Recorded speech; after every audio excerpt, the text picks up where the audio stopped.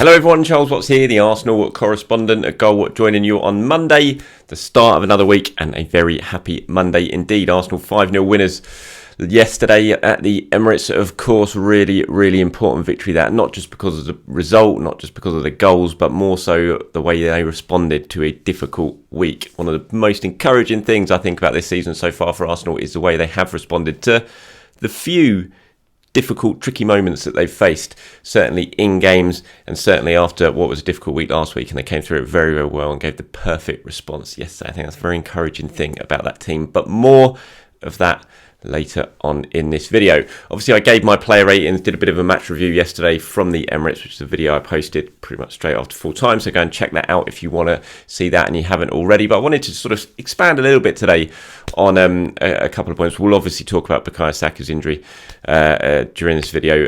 That's a very big talking point, not just for Arsenal fans but for England fans as well, with the World Cup just a few weeks away.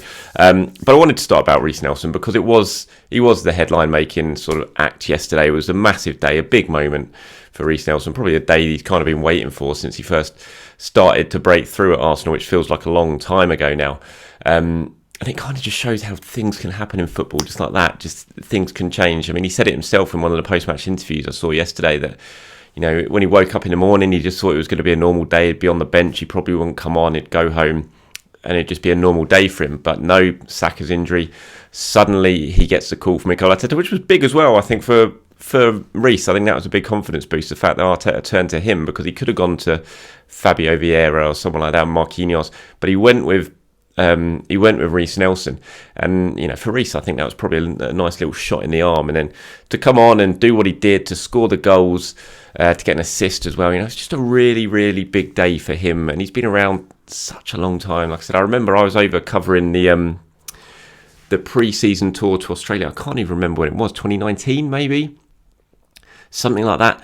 And when Arsenal went over to Sydney and played a couple of games there, and Nelson played at right wing back, he was 17-year-old, and just ran the show. He was the star of that summer of those pre-season tours. They played in Australia, then they went to China, and he had a really good couple of games. And he kind of looked at that point and thought, you know, he's going to be a superstar. He's about to break through. Arsene Wenger's going to really use him, but it just never quite happened for Reiss, and he's had to watch and see people overtake him. Bukayo Saka, for example, you know, just sort of the rapid progression Saka's made, and Reiss has kind of flatlined. And so with Emil Smith-Rowe before his injury, he's had a couple of loans that haven't really worked out, although the second half of last season with Feyenoord he did well, but there was still a lot of question marks about what would Arsenal do with him this season. Would they keep him? Would they send him out on loan again? Are they going to try and get him to sign a new contract?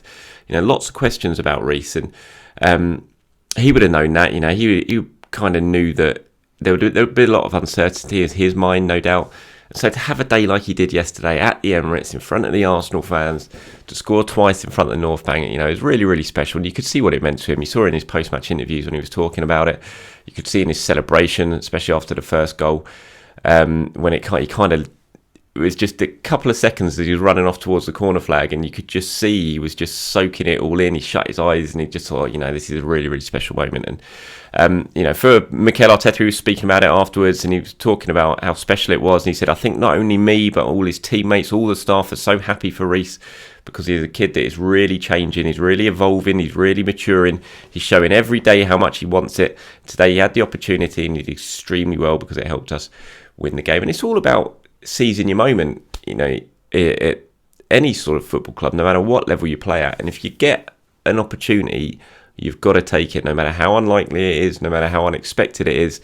You've just got to take it, and who knows what can happen from that point. You know, Reiss Nelson's got the talent to be a top-level footballer. That's never been in doubt. It's never been questioned. It's always been more about how he approaches things off the pitch. Does he have the motivation? Does he have the determination to do exactly what you need to do to get the very best out of your talent? Mikel's spoken about it before when he talked about him. He said it was almost things when he was younger were too easy for Reiss because he was that good. He was that much better than everyone else. And it's about then sort of knowing that in your head that yes, you're that good, but you still have to work it day after day. It's what makes Bukayo Saka so special. It's because of his work ethic, because of how hard he tries to improve day after day. And that's always been the question mark over Reiss. But now he's had this little moment. Can he really kick on now? Can he really push to be an alternative to Saka, not replace him because we know that's not going to happen, but can he really push to be the man to come in to replace Saka if needed, if Saka's injured like he was yesterday? And that's the big challenge that faces Reiss now. Mikel did say as well when he was asked, what has changed? He said how mature he is, how focused he is in his profession, the way he talks, the way he reflects, the way he respects decisions, the way he's challenging everybody every single day. He is a joy of a kid. We all want him to be successful and do well. What he has done today for the team is something he really merits. And I think that when he talks about there, the way he changes and the way he respects decisions, things like that, that's all a little bit of an insight into what was the issue with Reiss in those kind of years from maybe 17 to 21.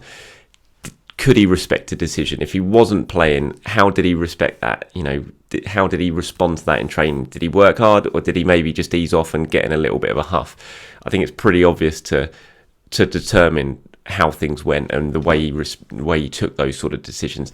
Now, and this yesterday wasn't the first time Arteta has spoken about it. It's clearly he's got a different mindset. He's knuckling down. He knows this is his last chance saloon for Arsenal. If it doesn't work out for him this season, he's going to have to go off to another club.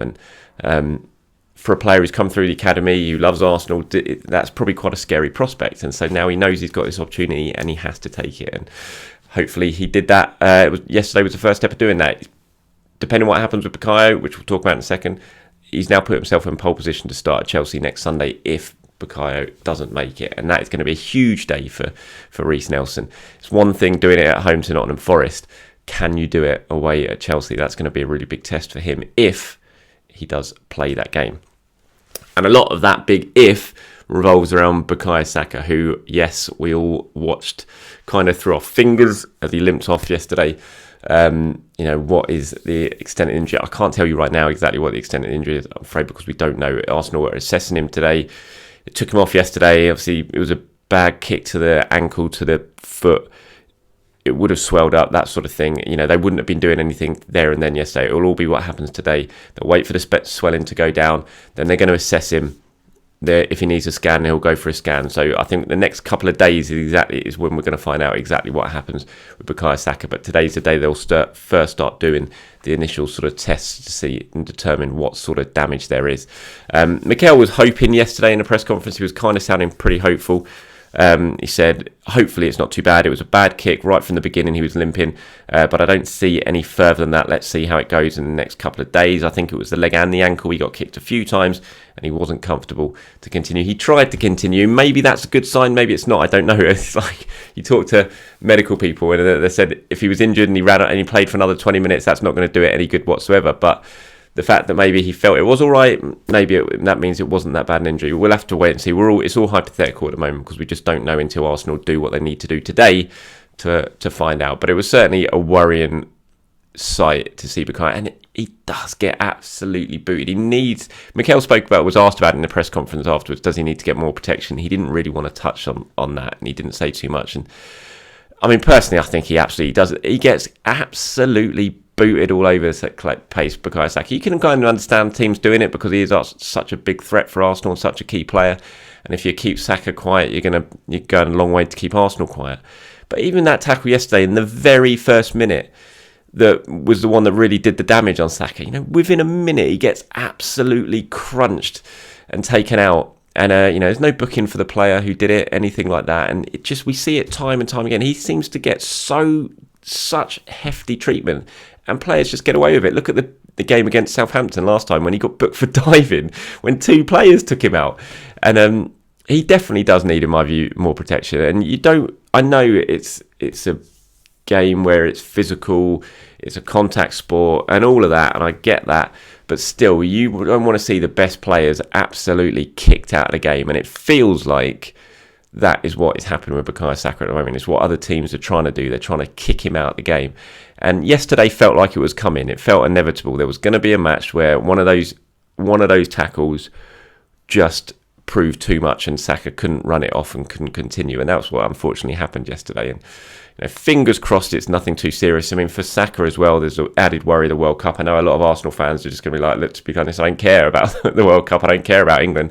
I just want him to be fit for Arsenal and to play against Chelsea next week. And I understand that. But for Saka, given what happened at the Euros, he'll be looking at this tournament. He'll really want to make a big impact at the World Cup. He'll be desperate to go. So for him, I'm sure he's worried about that at the moment. I mean, it's plastered all over the back of the newspapers today, which is understandable because it is a big story, but hopefully it's not as serious as a lot of the headlines are kind of, focusing on, World Cup fears for Bukayo Saka. I don't think we're at that stage yet. Like I said, we're just going to have to wait and see what the prognosis is over the next couple of days. But yeah, I do feel like Saka needs to get a little bit more protection. There needs to be a bit more punishment dished out for these tackles that don't seem to be anything about playing the ball or trying to get the ball. They just seem to be about stopping Saka in his tracks. And like I said, it felt like yesterday what happened was inevitable. It was going to happen at some point just because of the treatment he's been receiving so far this season. Let me know what you guys think. Do you agree with me? Disagree with me? Let me know, as always, in the comments below about anything you hear or during this video. Okay, so in terms of how Arsenal responded yesterday, I touched on it at the start. I think that was a really encouraging thing. Look, the performance was brilliant. The level of the goals was fantastic, all of them. I love Martinelli's goal. Partey's was just absolutely spectacular. That view from behind Partey, and he bends it around the defenders into the corner, brilliant. Both for Reiss Nelson's goal, the moves were fantastic. Odegaard's goal was fantastic. The quality of 5 goals was exceptional. It's a shame Gabriel Jesus didn't score. That was a big sort of negative for me in that game because he clearly did everything but score. Got a couple of assists, had a couple of chances, didn't take them. Arteta kept him on clearly because he wanted him to score to end this goal drought. For Arsenal, it's very important that he starts scoring. But having said that, what he did in that game yesterday and setting up 2 goals and the chances he created, the problems he caused, that's still so important. But you obviously want your number 9 to score goals.